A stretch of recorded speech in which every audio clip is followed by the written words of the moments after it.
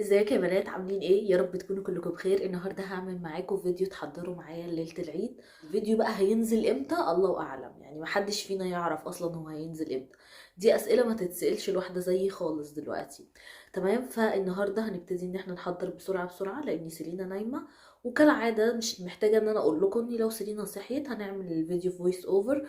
ممكن ما نعرفش نكمل الفيديو اصلا، يعني انتوا اللي انتوا هتفضلوا سامعينه طول الفيديو ده عشان انا عندي برد رهيب، انتوا جايبيني من الارض حرفيا. والمناخير دي مش مناخير حمل عشان محدش يمرح عليا، عشان انا مرحت على كل الحوامل اللي عندهم مناخير كبيره. دي مناخير برد عادي، هتفش بعد شويه صغيرين او هولد يعني مش عارفه ايهما اقرب بصراحه. يلا بينا عشان نبتدي. حاجه عملتها هو ان انا رحت جبت حاجه اشربها، لاني حرفيا صوتي مش طالع اصلا. ورحت اجيب حاجه اكلها اهي، دي نوع الشوكولاته اللي انا بحبها جدا جدا. المهم يعني ما علينا. دلوقتي اول حاجه هستخدمها هي، انا مرطبه بشرتي كويس وعامله لها السكين كير وكل حاجه.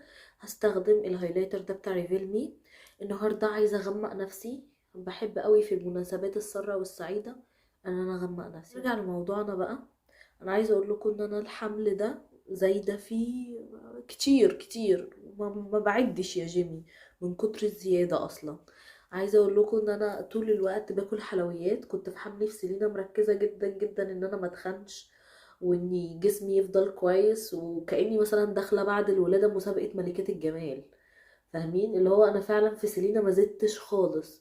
بعد ما ولدت سيلينا تقريبا باسبوعين او بثلاثه، حرفيا رجعت لوزني الطبيعي تاني. ما كانش عندي اي مشكله خالص في موضوع الوزن، بل بالعكس كمان ده انا خسيت جدا جدا بعديها. بس عايزه اقول لكم على حاجه. انا فعلا بجد اكتشفت ان انا كان شكلي وحش قوي قوي قوي في الفتره دي. لكم صورتي هنا دلوقتي كده على جنب الشاشه عشان تشوفوا شكلي كان عامل ازاي. حرفيا وشي كان عامل كده بالظبط. كان شكلي مش حلو نهائي. وكنت تعبة نفسيتي جدا جدا بسبب الموضوع ده. ان انا كنت بسهر مثلا مع سيلينا بالليل وممنوع اكل، كنت منع الاكل من الساعة 11 مثلا. وكنت بشرب مشروبات بس. كل ده عشان ايه؟ عشان احافظ على جسمي، اللي هو صيام متقطع بقى. وكان عندي اللبن قل جدا جدا في الرضاعة بسبب برضو نفس الموضوع. المهم قبل ما اكمل لكم، هستخدم ده المفروض ان هو كان كريم مرطب، بس انا عملته فاونديشن. يعني ده فاونديشن انا حرفيا عاملاه في البيت، بس مش انا اللي عاملاه يعني، لا هو مجموعة منتجات جاهزة اوريدي. ليه بقى؟ انا هقول لكم. لان انا الفترة الاخيرة دي معجبة جدا جدا بالفلولس فلتر بتاع شارلوت تيلبري. عاجبني قوي. بس في نفس الوقت الميزانية مش عاجبها ان انا عاجبني هو مش فاونديشن ومش برايمر ومش كريم مرطب، هو حاجة كده بين التلاتة. انا قلت لنفسي طب ما انا عندي كل حاجة في البيت، ليه ما اعملهوش؟ ليه ما تعملوش في البيت؟ ليه؟ انا مش فاهمة. هو فكرته كلها ان هو منتج خفيف جدا جدا، وفي نفس الوقت بيدي تغطية خفيفة، بس في نفس الوقت بيدي جلو كده حلو قوي قوي للبشرة. فعشان كده عاجبني. فقلت بقى ايه ان انا اعمله في البيت. جبت كريم مرطب، وجبت اكتر فاونديشن انا بحبه، اكتر برايمر انا بحبه، اكتر هايلايتر سايل انا بحبه. ورحت عملته بقى في البيت، طلع المنظر اللي انتوا شايفينه ده. وكنت قاصده ان انا اعمله غامق شويه عشان يطلع شكله حلو كده على البشره، ويطلع فلولس على البشره وكل الحاجات دي. ان انا هعمل المنتج ده لحد ما اجمع فلوسه، لان هو عندنا في المانيا هنا ب40 يورو. ومش عشان بس بجد اليورو غالية، انا كده كده يعني عايشة في المانيا، فمش مش هو ده العائق. هو 40 يورو كتير كتير يعني، هو كده. بس انا عندي الاماكن ديت محمرة كده شوية، فهعملهم برضو عادي. مفيش حاجة هتوقفني. حاجة اللي انتوا عايزينها ومش قادرين تشتروها اعملوها في البيت.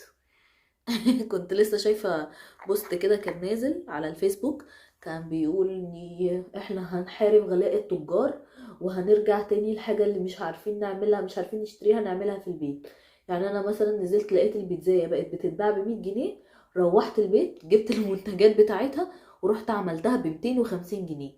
سعش نفسي من البيتزا ده، حسيت ان ده انا قوي يعني اهو. وده كده شكله بعد ما اندمج زي القمر. مبسوطة بيه جدا والله. حاسة ان هو احلى فاونديشن عندي اصلا. انا خايفه من جنون العظمه يحصل لي حاجه. المهم هستخدم الكونسيلر ده بتاع شي جلام. بس هم عندهم حاجه رهيبه ان هم ما بيكتبوش الدرجات. لا تصدقوا هنا كاتبين اسمها بيرلي شوجر. دي اكتر درجه مناسبه معايا. انا احلى انواع الكونسيلر اللي انا جربتها اصلا. بجد ما تحسيش ابدا ابدا ان هو منتج رخيص. مش عارفه بصراحه بعد الغلا الرهيب اللي احنا فيه ده هيبقى رخيص ولا لا يعني عشان ما اكذبش عليكم. واتعلمت حركه عجباني جدا جدا في الفتره الاخيره، هو انا مش محتاجاها دلوقتي لاني اوريدي وشي تخين من الحمل وزياده الوزن، عشان ما اكذبش عليكم يعني. بس اني تحطي كونسيلر كده كده وتسيبيه شويه صغيرين وبعد كده تدمجيه وتعملي له بيكنج، هيخلي وشك من هنا كانه عريض كده او كانك يعني وشك تخين. تمام، فالحركه دي عجبتني قوي قوي قوي. بيديكي كمان كفر اعلى من الحاجه اللي انتي حطاها، فلما تبقي حاطه حاجه خفيفه وتحطي كونسيلر يبقى التغطيه بتاعته عاليه، بيبقى الشكل احلى بكتير من لما تبقي حاطه فاونديشن تقيل وبعد كده تقومي حاطه فوقيه كمان كونسيلر تقيل، فهتحسي اني بعد كده الفينش بتاع البشرة شكله مش حلو، من قلة النوم ومن من الصحيان كل شوية ولخبطة مواعيد النوم والحاجات دي. فعندي الهالات السوداء رهيبة بصراحة. شكل البشرة بعد ما كل حاجة اندمجت، عايزة اقول لكم اني مبسوطة جدا جدا جدا بالفينش بتاع البشرة النهائي، مبسوطة بيه قوي. بس شعري تقريبا مش مبسوط معانا. دي شعرة بيضة ولا ده فاونديشن؟ يا رب يبقى ده فاونديشن. لا دي شعرة بيضة. عادي، انا بقيت ام وعادي عادي ان انا يبقى عندي شعر بيضة. بيوتي بلندر ناشفة خالص ما فيهاش اي مية، لان البيوتي بلندر اللي هي فيها مية لما تيجي تستخدميها مع البودر هتلاقيها بتكلكع معاكي. تمام، وهاخد كده كمية صغيرة خالص من البودر دي اللي انا هستخدمها النهاردة، اللي هي بتاعت كاتريس اسمها جلو اليوجن. وبعد كده هبتدي ان انا احط البودر على كف ايدي كده، اني كأني بنضفه يعني عشان ما يبقاش كل الزيادة دي طالعة تحت عيني.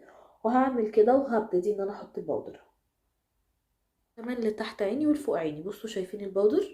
عايزه اقول لكم ان البودر دي من احلى البودر اللي انا جربته. شفتوا احلى دي؟ شفتوها خالص يمرح على خنفاني خالص.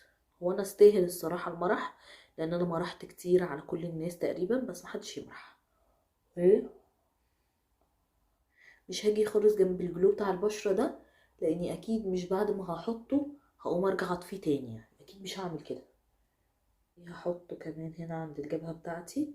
هاجي عند البق من هنا وهعمل له ده بقى بيكنج ببودر كتير شوية. بس لو هتتصوري ما تعمليش الحركة دي عشان هيطلع ابيض في الصور. ماشي، وانا عايزة اقول لكم طبعا ان انا الفترة ديت ما بحبش اتصور خالص نهائي. مش عايزة اي حد يشوفني وانا منفوخة كده خالص. بمجرد ما يتنفض هيديكي احساس ان انتي عملتي فيلر في الحتتين دول. ودي بصراحة من الحاجات المهمة جدا بالنسبة لي، ان انا وشي يبقى شكله تخين. انا عاجبني وشي قوي كده بس مش عاجبني جسمي خالص. استخدم البالت بتاعت هدى بيوتي. انا عارفة ان انا قرفتكم بيها وان انتوا زهقتوا منها اصلا، وحقيقي مش عارفة اواجهكم بالشنبيل اللي انا عاملاهم دول. وتصدقوني مش لاقية فرشة نظيفة. انا عارفه ان بشوي هيطلع دلوقتي يشتمني هيقولي انا مش لاقي فوط نظيفه مش فرشه نظيفه. خلي عندك دم، افتكرتي ان فرشك مش نظيفه وسايبه الفوط؟ اه هو كان بقى خلاص بقت مشاكله حبيبي كلها ان انا سايبه كل حاجه مش نظيفه. بس انا اقنعته ان كل الحوامل كده مش انا لوحدي. بصوا شايفين اهو بقى عريض كده، بس محتاج ان الوش يفضل نظيف بالشكل ده عشان ما يبقاش كأنك مسحتيه كأنك ما عملتيش حاجه. اللي انا هلبسه هيبقى ابيض فهعمل لوك بينك. اول درجه خالص هستخدمها هي الدرجه الفاتحه قوي دي. ماشي، عايزه اقول لكم ان البالت دي هتفضل طول عمرها البالت المفضله بالنسبه لي. دايما لما يبقى عندي مناسبه ايدي تروح عليها على طول البالت دي. عايزه اخد رايكم في حاجه. ايه رايكم في شكل حواجبي كده؟ خدتوا بالكم ان انا رفعتها و... وشلت الاخر بتاعها من هنا؟ خدتوا بالكم ولا ما خدتوش؟ قولوا لي ان انتوا خدتوا بالكم. كده هقوم نازله من تحت ميكس بين الدرجه دي والدرجه دي على خفيف جدا. النهارده بما اني خارجه ما بحبش افور خالص خالص وانا خارجه في لوكات الاي شادو بتاعتي او اللوك بتاع المكياج عموما. عكس على القناه، ممكن على القناه اعمل حاجات كتير او اعمل حاجات مختلفه، لكن في الحقيقه ما بتجرأش خالص ان انا اعملهم نهائي يعني. ماشي، وهفضل بقى ازود في اللون. المهم ما كملتلكوش، انا عارفه ان الحواجب دي مش موضه، او الحواجب اللي هي الرفيعه دي مش موضه. الموضه دلوقتي الحواجب الكثيفه اللي هي متسرحه شعره شعره. بس انا في موضوع الحواجب بالذات ما بمشيش قوي قوي على الموضه يعني الصراحه. حتى برضو كذا حد قال ان انتوا ما ترفعوش حواجبكم عشان سنكم ما يبقاش كبير وحاجات زي كده. بعد كده هاخد فرشة زي دي كده اللي هي بتبقى مبططة دي، وهاخد اللون البني ده مع ده، حاجة خفيفة خالص خالص عشان بس احدد كسرة العين اهو بالشكل ده كده. بصوا اهي، شايف زي ما انتوا شايفين كده. بصوا، وهفضل بقى ادخل اللون لحد ما اوصل للعمق اللي انا عايزاه. انا زي ما قلت لكم مش محتاجة حاجة النهاردة قوية قوي. انا هاخد الدرجة اللي انا حفراها حفر دي بنفس الفرشة برضو. طول ما بتدرجي اللون اغمق ممكن تاخدي نفس الفرشة، لكن ما ينفعش بلون افتح تاخدي نفس الفرشة. وهطبطبه كده على الكسرة بتاعة العين، طبطبة مش دمج الاول اهو بالشكل ده كده.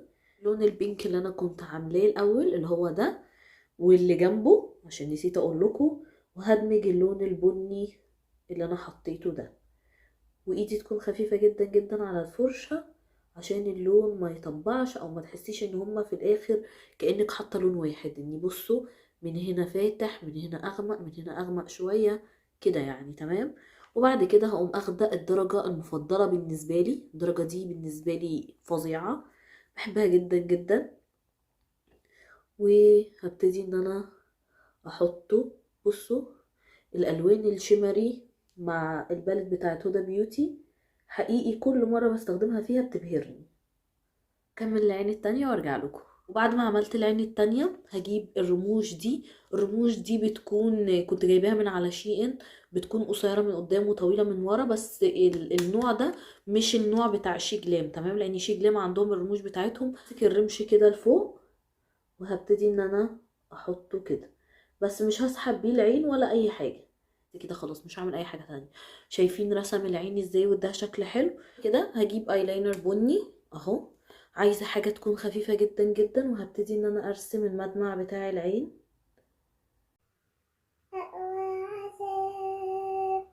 لما تلاقي اللي انت تحبه ما بيحبكش. بعيدا عن البرد اللي انا فيه، بس انا عندي سؤال. هو استاذ خالد عجاج بجد كان من كل عقله بيقول ان اقوى عذاب هو ان انت تلاقي اللي بتحبه ما بيحبكش؟ الرموش فكت من قدام، فالرموش محتاجه ان هي تتلزق تاني من قدام. شايفه اللزق بتاع اردل ليه بقى اللي انا كنت جايباه من مصر، وهضطر ان انا الزق باللزق بتاع دو. واللزق ده انا ما بحبوش ابدا، يعني دايما بيفك مني دايما. لما الرموش تنشف هستخدم نوع البلاشر ده. ده شبه اللي هو البيكت بلاش اللي هو بيبقى هايلايت وبلاشر في نفس الوقت ده.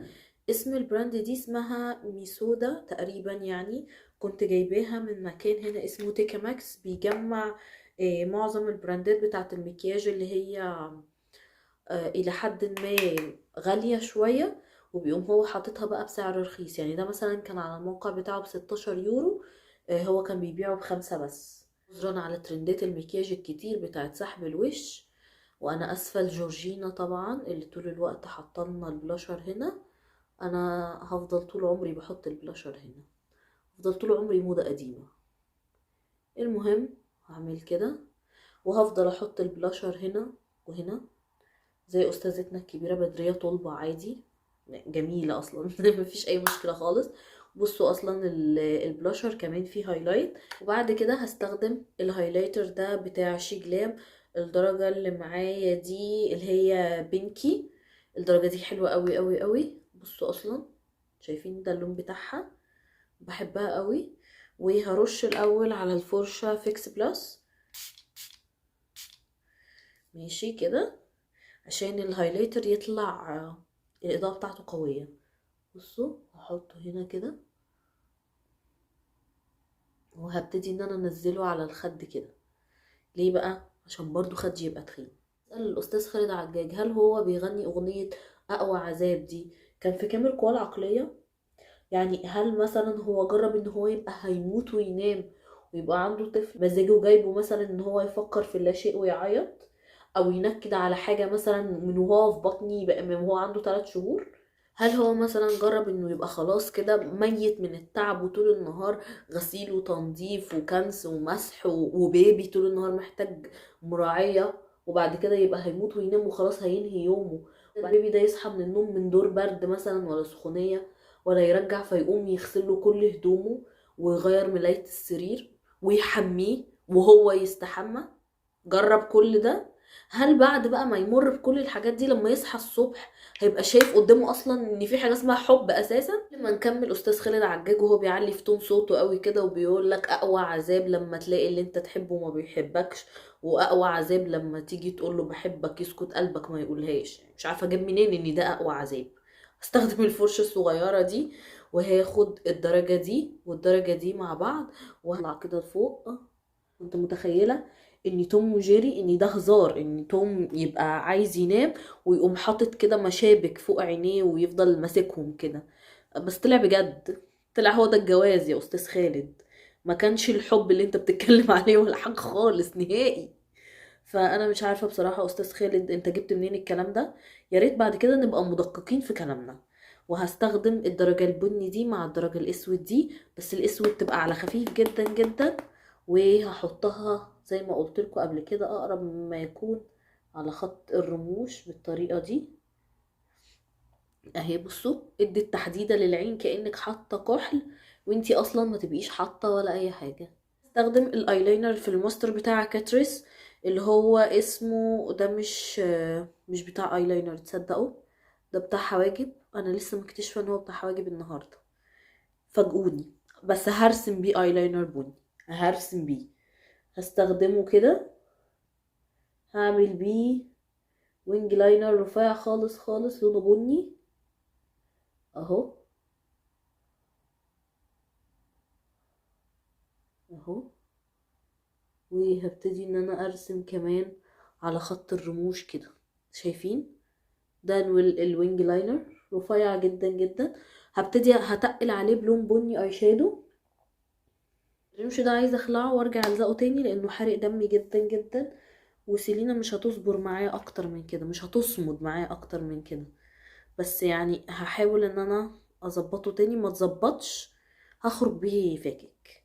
لزق بتاع ده قرف قرف. استخدم نفس الفرشه اللي انا كنت بستخدمها، هي راحت فين؟ اهي دي هستخدمها وهاخد لون ايلاينر بني او يعني اللي هو اللون ده برضو ميكس مع اللون الاسود عادي. البالت دي مش هتقولك لا في اي حاجه انت عايزاها. وهبتدي ان انا احطه كده. بصوا شايفين تقلت اللون ازاي اهو. وبقى كأننا راسمين ايلاينر بني اهو كده بالشكل ده. كده ميكس الشفايف الرهيب بالنسبه لي هو الميكس ده، الليفتر جلوس بتاع ميبلين ومعاه التحديد بتاعه. اللي انا هستخدمه النهارده اسمه داستي روز. بصوا بصوا الدرجه بتاعته درجه فظيعه. شفايفي كلها انا بس بحدد من فوق ومن تحت.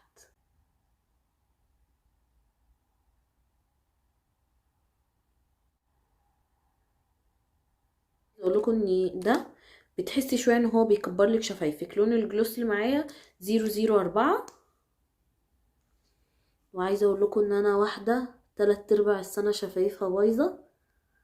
ها الجلوس ده بقى صديق الصدوق، لان الارواج المط بتبين جدا جدا جدا اني شفايفي بايظه. ده عن رغي كتير اللي في الفيديو اللي مش عارفه هيطلع لنا الفيديو ده كام ساعه بالظبط، بس ده كده بيكون شكل الميك اب لوك النهائي. ما تعرفوش انا حابه شكل وشي قد ايه في الفتره ديت، اني وشي تخين كده وشكله حلو، فبحاول ان على قد ما اقدر ان انا احط المكياج اللي بيعجبني في الفتره دي، عشان بعد كده بعد شويه صغيرين وشي وجسمي ما بيتفقوش مع بعض هما الاتنين.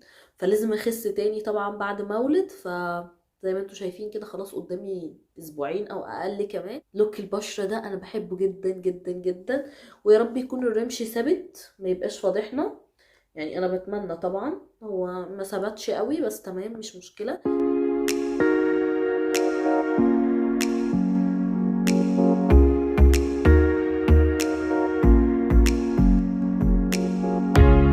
دلوقتي بقى هوريكم اللبس اللي انا هلبسه. يلا بينا بسرعه اجيبه قبل ما سيلينا تصحى. اول حاجه معايا هي الفستان ده اهو. ده كده بيكون شكله هو عباره عن 7 وهو 3/4 كم وقصير. انا كنت جايباه والله على اساس ان هو اوفر سايز وهيبقى شكل كده معين في دماغي، بس ما طلعش اوفر سايز ولا حاجه. مش عارفه المشكله فيا ولا المشكله في الموقع. كان على الموديل المفروض ان هو اوفر سايز وواسع كده. انا كنت حاطه ستايل معين في دماغي، هحط لكم صورته هنا. ما طلعش الستايل اللي في دماغي خالص، وطلع ضيق. او هو مش ضيق قوي، مش اللي هي الفساتين الضيقه جدا جدا على قد الجسم، بس ما طلعش الفستان الاوفر سايز، مع ان انا جايباه مقاس ميديوم وانا اصلا مقاسي في شي ان اكس سمول. فمش عارفه، المفروض ان انا اقتنع ان انا تخنت فكنت اكبر المقاس، معرفش. المهم هلبس عليه الشراب ده، اللي هو الشراب اللي بيبقى من جوه ليه ليه لون كده، ماشي، ومن بره بيبقى خفيف، او يعني لما تيجي تشديه زي ما هتشوفوه كده هيبقى كأنه رجلي. الشرابات دي حلوة جدا جدا وعملية وبتنفع جدا معايا في كل الاوقات بصراحة. دلوقتي بقى بالنسبة للجزمة محتارة جدا جدا البس ايه. هل البس البوت ده بوت جديد خالص لسه ما لبستوش ولا مرة، اللي هو بيتربط كده وبيبقى عالي خالص خالص فوق الركبة. جبته السنة اللي فاتت وما لبستهوش خالص من شي ان. ولا البس السيفتي بتاعي. السيفتي ده عيدت بيه العيد اللي فات وكان تحفة جدا من اورزاي، بيخلي اي ستايل لبس انتي لابساه شكله شيك. فانا دلوقتي هقيس وهشوف. عليه بلطو اسود مفيهوش اي حاجه خالص، مش عموما من مصر لان مكتوب عليه ميد ان ايجيبت. ده انا كنت جايباه معايا، ما اشتريتش حاجه جديده بصراحه. كنت محتاجه حاجات كتير قوي للهدوم بتاعه الولاده. وبس كده يا بنات، بتمنى من كل قلبي ان الفيديو يكون عجبكم والميك اب لوك يكون عجبكم والطقم يكون عجبكم. لو الفيديو عجبكم ما تنسوش تعملوا لي لايك وشير وسبسكرايب. باي باي.